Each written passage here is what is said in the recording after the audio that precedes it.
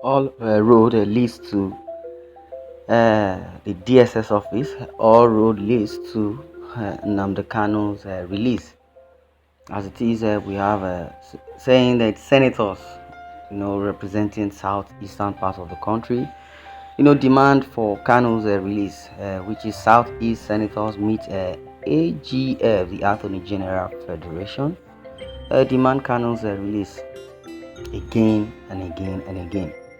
The federal lawmakers, numbering about 15, were led to the parley by the senator representing Abia South, Eyinaya Abaribe.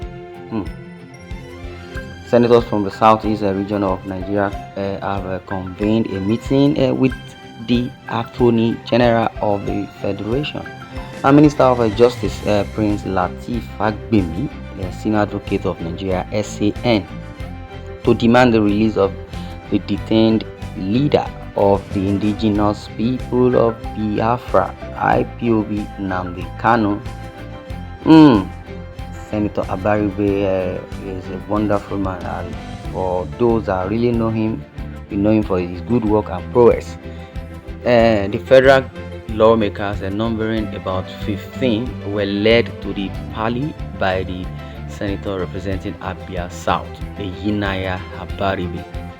The senator, who spoke on behalf of his colleagues, said he was optimistic that the AGF, Attorney General of the Federation, would persuade the federal government to heed to the call for Kanu's release, and also, he maintained that the continued detention of the indigenous people of Biafra IPOB leader was responsible for the rising level of insecurity, insurgencies, and agitations in the southeastern region of the country, Nigeria. According to him, unless Kanu is released, social and economic activities within the region would remain stagnant, will remain adamant. People will still not want to go to work on the Monday, because the Monday sit at home has been for over 2 years now. Until Nnamdi Kanu is being released, there will still be stagnant in the economy and the social activities within the region, and also they will remain stagnant according to him. Unless Kanu's release, the social and economic activities within the region would remain stagnant. Abaribe disclosed that he had already met with Kanu at the headquarters of the Department of State Services (DSS). Why are we still calling it Department of State Services? In other words, it's a department of secret services, because if the court has laid a verdict by saying discharged and acquitted, what that simply means is that Nnamdi Kanu is a free man. He's a free man. For those that are lame and do not understand what the constitution entails or what a verdict is all about, and for those that do not understand that junta saying discharged and acquitted, that's a term that is being used by the court, under the judiciary. Abaribe said the embattled IPOB leader agreed to abide by any condition the federal government will give for his release. The meeting between the lawmakers and the Attorney General of the Federation came barely after all the governors from the southeast region resolved to approach President Bola Ahmed Tinubu to beg for Kanu's freedom. Then earlier, about 50 members of the House of Representatives from various parts of the country has urged President Tinubu to free the detained IPOB leader, indigenous people of Biafra leader, Mazi Nnamdi Kanu. The representatives who identified themselves as concerned federal lawmakers for peace and security in the southeast prayed President Bola Ahmed Tinubu to direct the AGF, Attorney General of the Federation, to invoke Section 174 of the 1999 Constitution as amended to terminate the terrorism-related charge that is pending against Kanu before the Abuja division of the Federal High Court. Hmm. What is making me, sigh is the section 174 of the 1999 Constitution as amended. And that's a clause for me or for anyone that would understand what Constitution simply says.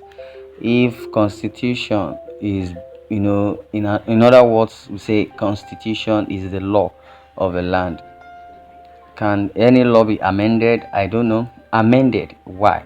Amended? Why? That's a clause. So there's a question mark on that. 174 of the 1999 Constitution as amended. The pleading for President Bola Ahmed Tinubu to terminate the terrorism-related charge that is pending against Nnamdi Kanu, Nnamdi Kanu, the leader of the indigenous people of Biafra (IPOB), before the Abuja Divisional Department of the Federal High Court to terminate.